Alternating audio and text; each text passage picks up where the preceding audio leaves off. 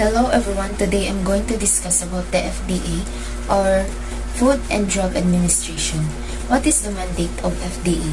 As a regulatory agency under the Department of Health, the Food and Drug Administration created under Republic Act number 3720 series of 1963 as amended by Executive Order 175 series of 1987, otherwise known as the Food, Drugs and Devices and Cosmetics Act, and subsequently Republic Act number 9711, otherwise known as the Food and Drug Administration Act of 2009, is mandated to ensure the safety, efficacy, or quality of health products such as food, drugs, cosmetics, devices, biologicals, vaccines, in vitro diagnostic reagents, radiation-emitting devices or equipment, and household or urban hazardous substances, including pesticides and toys or consumer products that may have an effect on health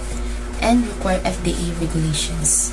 FDA is also mandated to enforce the provisions of the following laws: RA 9502 or the Universally Accessible, Cheaper and Quality Medicine Act of 2008, RA 6675 or the Generics Act of 1988, RA 10918 or the Pharmacy Law, RA 9211 or the Tobacco Regulation Act of 2003, RA 7394 or the Consumer Act of the Philippines, RA 781 or 10623 or the Price Act, RA 10611 or the Food Safety Act of 2013, RA 8172 or the Asin Law, RA 8203 or the Special Law on Counterfeit Drug, RA 8976 or the Food Fortification Law, RA 9165 or the Comprehensive Dangerous Drugs Act, PD number 881 or the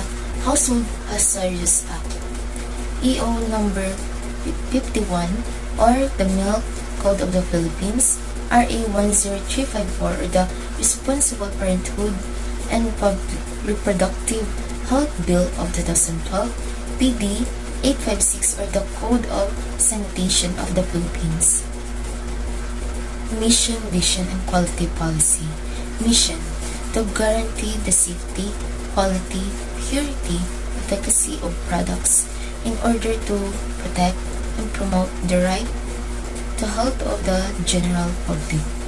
The FDA's mission is to ensure the safety, quality, purity, and efficacy of products in order to protect and promote the general public right to health.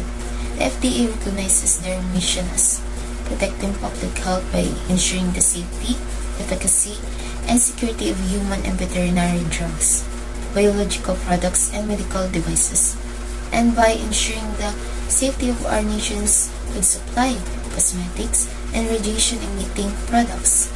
FDA's mission also includes being accountable for advancing public health by assisting in the acceleration of innovations that make medical products more effective, safer, and more affordable, as well as assisting the public in obtaining the accurate, science-based information they require to use medical products and foods to maintain and improve their health. Vision: the Food and Drug Administration to be an internationally recognized center of excellence in health product regulation by 2026. The FDA's vision is to become an internationally recognized center of excellence in health product regulation by 2026. Their vision is quite broad, but they aim to ensure the safety, quality, purity, and efficacy of products in order to protect and promote the general public's right to health. They also want to be recognized on a global scale for their excellent service and quality assurance. Quality policy: ensure the safety, efficacy, quality, and purity of health products by fostering integrity, transparency, and excellence, developing and maintaining evidence-based standards and policies, healthy and safe work environment. Function of FDA: in order to protect and promote the right to health of the Filipino people and to establish and maintain an effective health products regulatory system responsive to the country's health needs and problems. The FDA shall perform the following functions as provided by existing laws: to establish safety or efficacy standards and quality measures for foods, drugs, and devices and cosmetics and other health products, to undertake appropriate health manpower development and research responsive to the country's health needs and problems, to assume primary jurisdiction in the collection of samples of health products, to analyze and inspect health products, to establish analytical data to serve as basis for the preparation of health products standards, and to recommend standards of identity, purity, safety, efficacy, quality, and feel of container, to issue certificates of compliance with technical requirements to serve as basis for the issuance of appropriate authorization and spot check for compliance with regulations regarding operation of manufacturers, importers, exporters, distributors, wholesalers, drug outlets, and other establishments and facilities of health products as determined by the FDA, to conduct appropriate tests on all applicable health products prior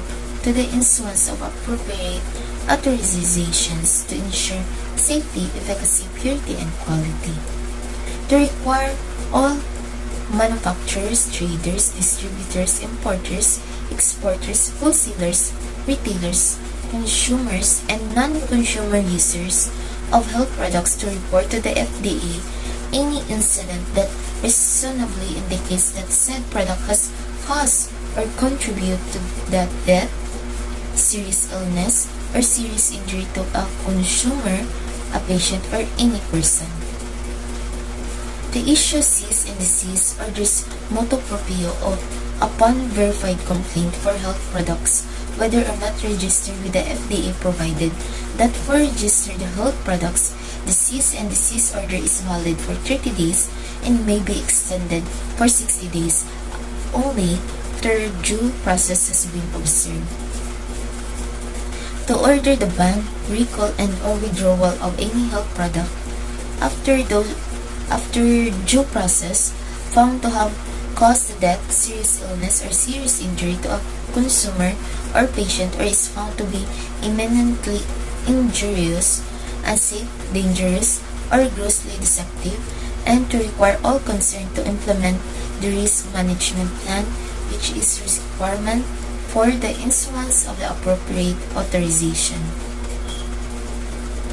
To strengthen the post-market surveillance system in monitoring health products as defined in this Act and incidents, adverse events involving such products, to develop and issue standards and appropriate authorizations that would cover establishments, facilities, and health products, to conduct, supervise, monitor, and audit research studies on health and safety issues of health products undertaken by entities duly approved by the FDA, to prescribe standards, guidelines, and regulations with respect to information, advertisements, and other marketing instruments and promotion, sponsorship, and other marketing activities about the health products, to maintain bonded warehouses and or establish the same whenever necessary or appropriate as determined by the Director General for confiscated goods in strategic areas of the country, especially at the major ports of entry, and to exercise such other powers and perform such other functions as may be necessary to carry out its duties and responsibilities. Goal and FDA quality policy. Goal: to protect and promote the right to health of the Filipino people by ensuring the safety, efficacy, quality, and purity of foods, drugs, devices, and cosmetics, and to establish and maintain an effective health products regulatory system responsive to the country's health needs and problems. FDA's goal is to protect and promote the Filipino people's right to health by ensuring the safety, efficacy, quality, and purity of foods, drugs, devices, and cosmetics. We also want to create and keep an effective health product regulatory system that is responsive to the country's health needs and problems. FDA's quality policy will ensure the safety, efficacy, quality, and purity of health products by fostering integrity, transparency, and excellence, developing and maintaining evidence-based standards and policies in a healthy and safe work environment. The FDA's quality policy is critical because it helps to accelerate innovations that make medicines and foods more effective, safer, and more affordable, as well as playing an important role in monitoring, preparing for, and responding to global public health challenges. Good day guys, my name is Chalafit Alandron, BSN2 student from University of Cebu Pardo Talisay campus. And for today's discussion, I will be introducing HIPAA, or also known as Health Insurance Portability and Accountability Act. So, Health Insurance Portability and Accountability Act is the United States legislation that provides data privacy and security provisions for safeguarding medical information. The law has emerged into greater prominence in recent years given many health data breaches caused by cyber attacks and ransomware attacks on health insurance providers. The federal law was signed by President Bill Clinton on August 21, 1996. HIPAA overrides state laws regarding the safety of medical information, unless the state law is considered more stringent than HIPAA. So, what is the purpose of HIPAA? This is also known as Public Law 104-191. It has two main purposes. First is to provide continuous health insurance coverage for workers who lose or change their job, and to ultimately reduce the cost of healthcare by standardizing the electronic transmission of administrative and financial transactions. Other goals include combating abuse, fraud, and waste in health insurance and healthcare delivery, and improving access to long-term care services and health insurance. So what are the five main components of HIPAA? HIPAA contains 5 sections or titles. The first title, we have HIPAA Health Insurance Reform. This title protects health insurance coverage for individuals who lose or change jobs. It is also prohibits group health plans from denying coverage to individuals with specific diseases and pre-existing conditions, and from setting lifetime coverage limits. Title 2, which is HIPAA Administrative Simplification. This directs the U.S. Department of Health and Human Services. This is to establish national standards for processing electronic healthcare transactions. It also requires healthcare organizations to implement secure electronic access to health data and to remain in compliance with privacy regulations set by HHS or Health and Human Services. Title 3, we have HIPAA Tax-Related Health Provisions. This includes tax-related provisions and guidelines for medical care. Title 4, Application and Enforcement of Group Health Plan Requirements. This further defines health insurance reform, including provisions for individuals with pre-existing conditions and those seeking continued coverage. And lastly, the Title 5, Revenue Offsets. This includes provisions on company-owned life insurance and the treatment of those who lose their U.S. citizenship for income tax purposes. So in healthcare circles, adhering to HIPAA Title 2 is what most people mean when they refer to HIPAA compliance. This is also known as the Administrative Simplification Provisions. Title 2 includes the following HIPAA compliance requirements. First, we have National Provider Identifier Standard. Each healthcare entity, including individuals, employers, health plans, and healthcare providers, must have unique 10-digit National Provider Identifier Number or NPI. The second, we have transactions and code set standards. Healthcare organization must follow a standardized mechanism for electronic data interchange or EDI in order to submit and process insurance claims. The third one, we have HIPAA privacy rule, officially known as the Standards for Privacy of Individually Identifiable Health Information. This rule establishes national standards to protect patient health information. And the fourth one is HIPAA security rule. The security standards for the protection of electronic protected health information set standards for patient data security. And the last one, the HIPAA enforcement rule. This rule establishes guidelines for investigations into HIPAA compliance violations. The HHS Office for Civil Rights, or OCR, which enforces HIPAA, performs audits and can issue penalties for HIPAA non-compliance. HIPAA violations can prove quite costly for healthcare organizations. So I have provided here pictures for HIPAA compliance checklist. So as we can see, we have here establish HIPAA compliance committee, review HIPAA guidelines, perform gap analysis to identify areas of concern, build and execute a plan to address security gaps, review key vendors' interaction with PHI, perform ongoing monitoring and audits, establish data breach incident response protocols, perform HIPAA training, regularly evaluate compliance and review HIPAA updates, and ask subject matter experts for assistance. So next, we have the HIPAA privacy rule. The standards for privacy of individually identifiable health information, commonly known as the HIPAA privacy rule, establishes the first national standards in the United States to protect parents' personal or protected health information. HHS issued the rule to limit the use and disclosure of sensitive PHI. It seeks to protect the privacy of patients by requiring doctors to provide patients with an account of each entity to which the doctor discloses PHI for billing and administrative purposes, while still allowing relevant health information to flow through the proper channels.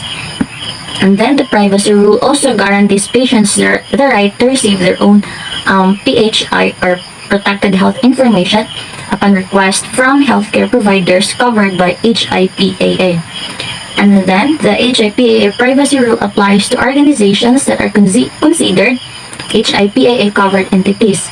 It also requires covered entities that work with HIPAA business associated to produce a contract that imposes specific safeguards on the PHI that BA uses for this clauses. For the next slide, Ms. Russell will continue talking about Health Insurance Portability and Accountability Act. Thank you. Hi, my name is Russell S. Villamor and I am going to report about what are the HIPAA covered entities. So what are HIPAA covered entities? HIPAA only applies to covered entities under BAS.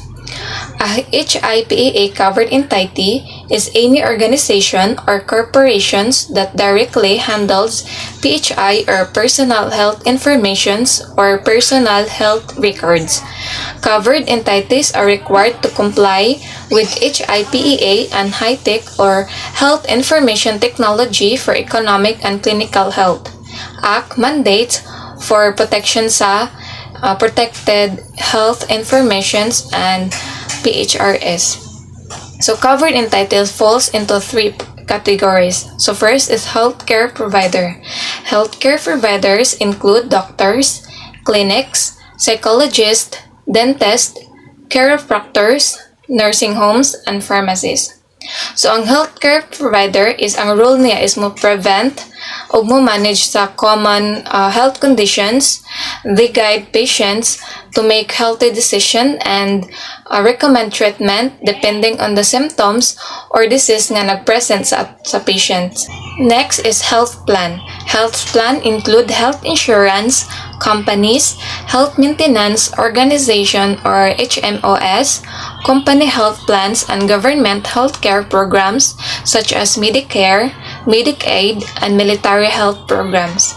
So, ang health plan is type niya sa insurance that you buy in order to pay for the cost of medical treatment kung magkasakit ta or ma-injured.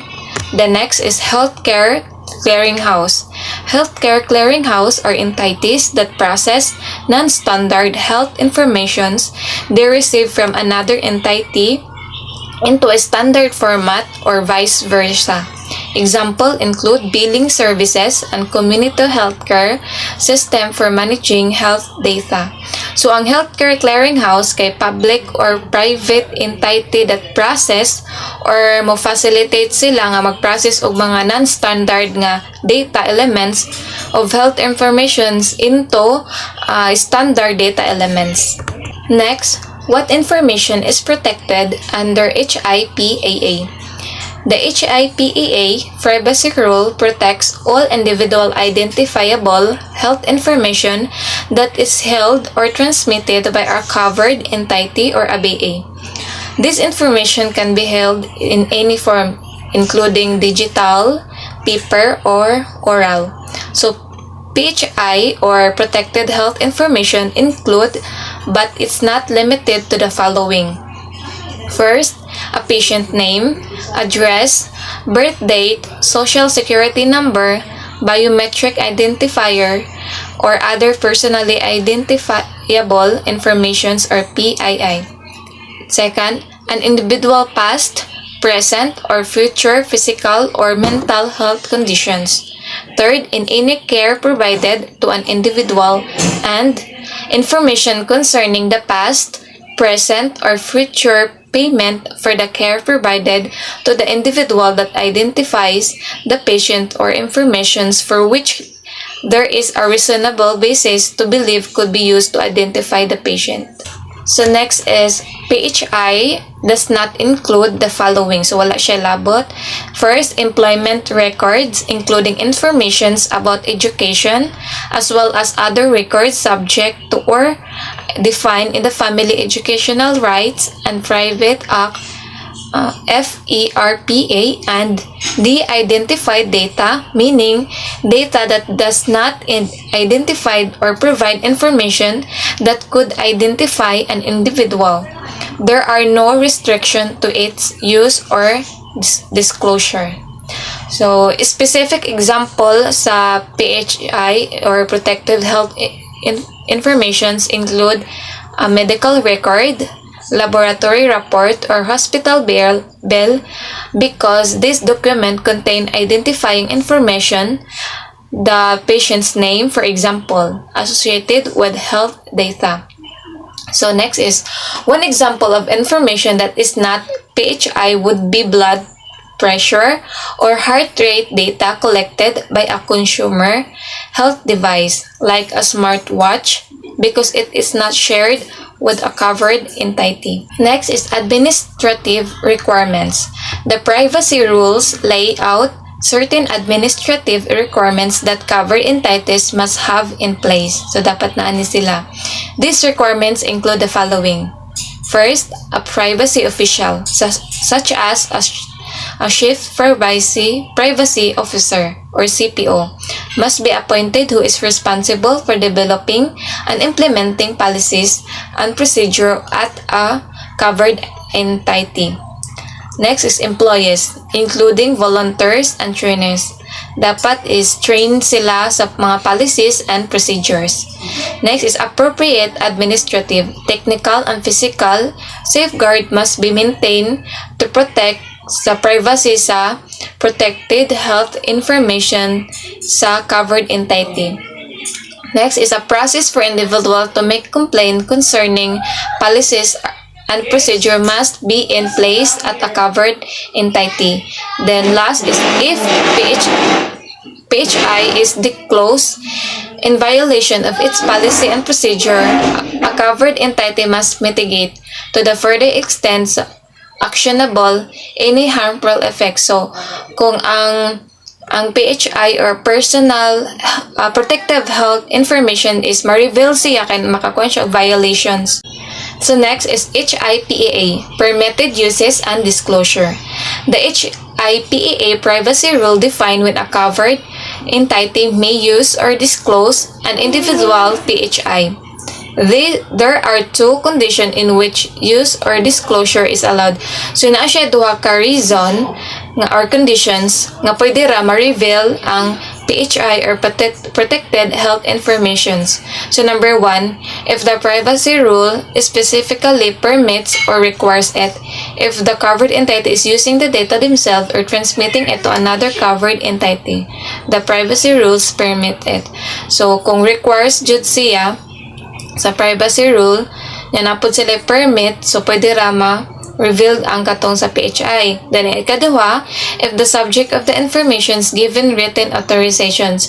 So, ang katong kung tag-iya sa PHI or katong protective informations is na authorizations, pwede rasad ma-reveal ang iyahang PHI sa data. So, these stipulations aim to facilitate the interoperability of the health information technology or IT environment by making sure that electronic health information is made available to the right people at the right time.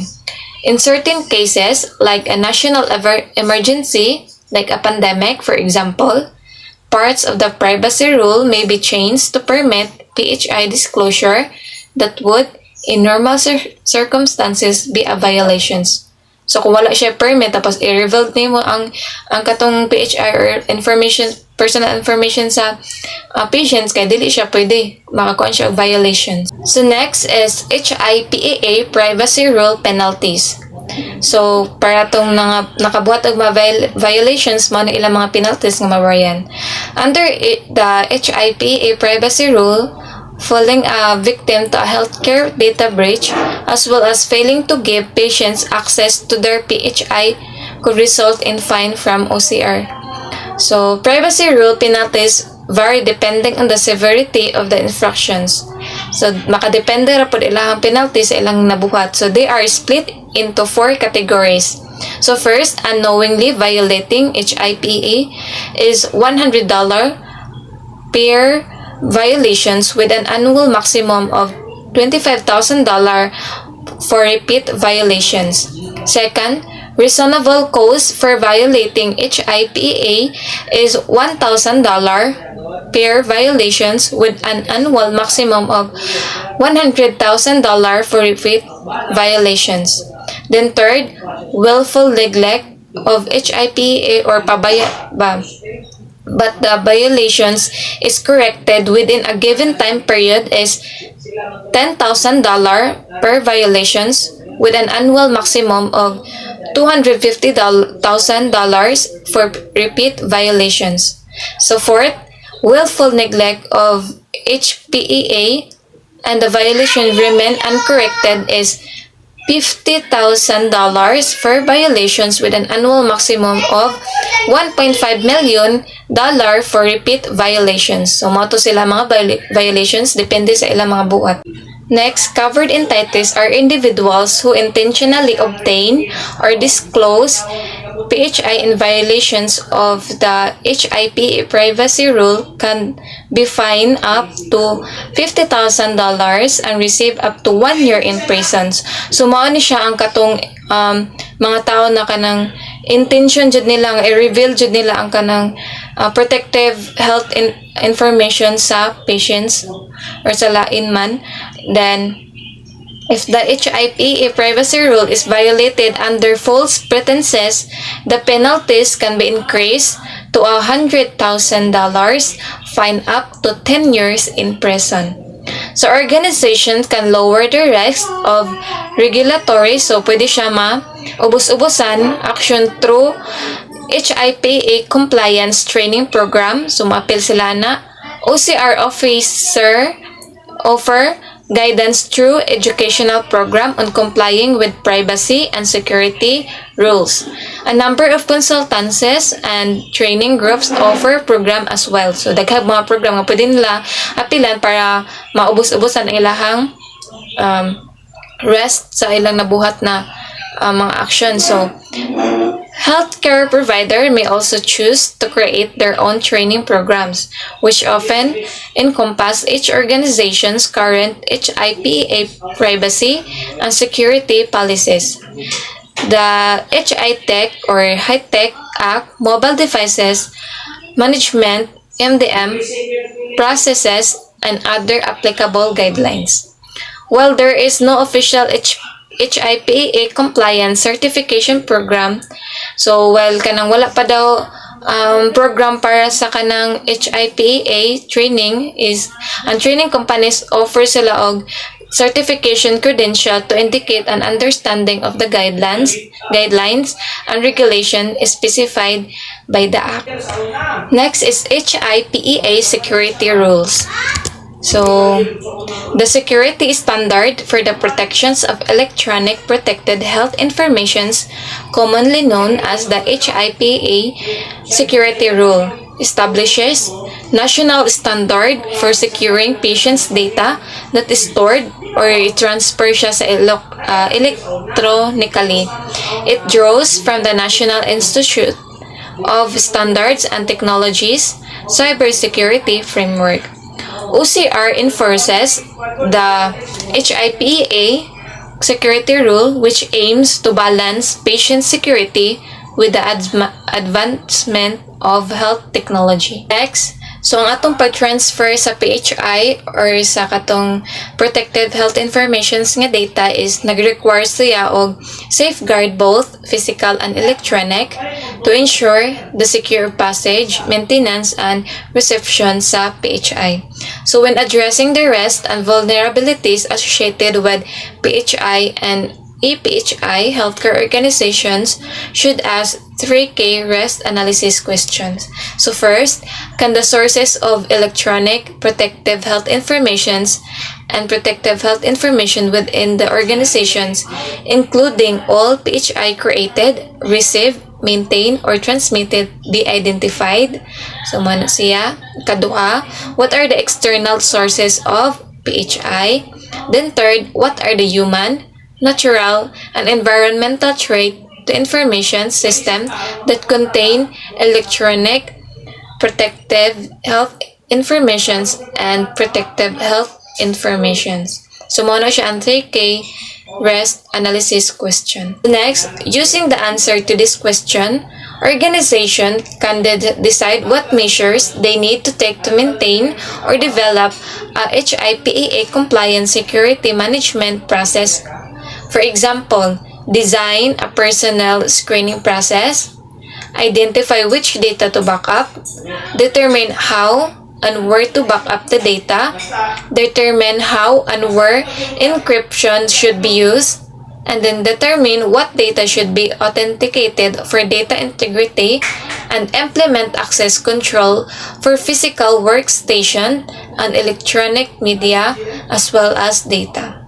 So under HSA, Meaningful Use Program for Certified Health IT, healthcare organizations receiving federal incentive payment must attest to following privacy and security procedure based on HIPAA or health insurance portability and accountability.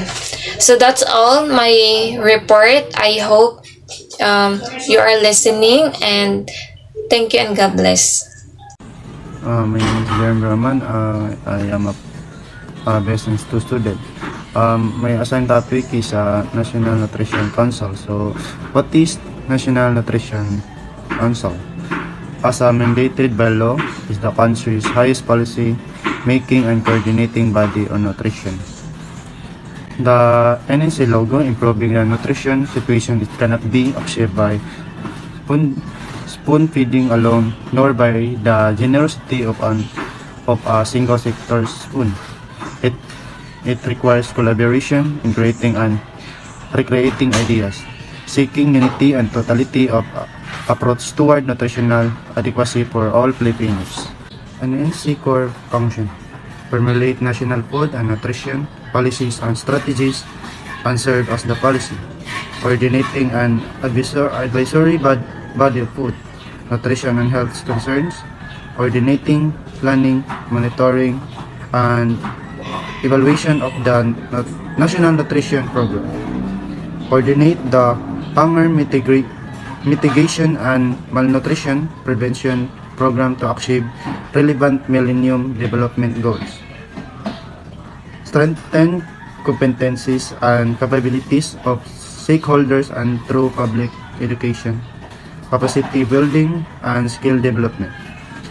Coordinate the release of funds, loans, and grants from government organizations and non-government organizations.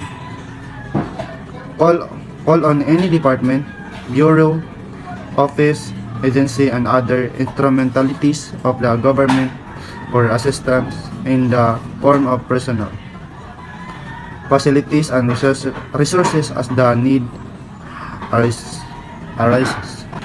History of composition and legal basis. 1947, creation of the Philippine Institute of Nutrition as a first attempt to institutionalize a national nutrition program. 1958, reorganization of the PIN into the Food and Nutrition Research Center under the National Science and Development Board. 1960, organization of the National Coordinating Council on Food Nutrition as a loose organization of government and non-government agencies and organizations involved in nutrition and related projects. 1971, promulgation Executive Order Number 285 mandating the National Food and Agriculture Council to coordinate nutrition programs in addition to coordinating national food programs, thus suspending the NCCF 1974, which created the National Nutrition Council, NNC, as the highest policy making and coordinating body of nutrition. 1987, promulgation of Executive Order Number 234. Reorganization of NNC, July 22, 1987, preparing the need for an intersectoral national policy-making and coordinating body on nutrition. It expanded the membership of the NNC to include the Department of Budget and Management, and Department Labor and Employment, Trade and Industry, and National Economic and Development Authority. The Department of Social Welfare and Development was named chair of the NNC Government Board. 1988, Administrative Order Number 88 named the Department of Agriculture as the NNC chair of the NNC Governing Board. 2005, Executive Order Number 472 named the Department of Health as the chair of the NNC, with the Department of Agriculture and the Interior of Local Government as a vice chairs. In addition to its policy and coordinating function, NNC was also tasked to focus on hunger mitigation and authorized to generation and mobilize resources for nutrition and hunger mitigation programs. 2007, Executive Order Number 616 designated the NNC as a oversight of the Accelerated Hunger Mitigation Program to ensure that hunger mitigation measures are in place and are reported to the President. That's all. Thank you.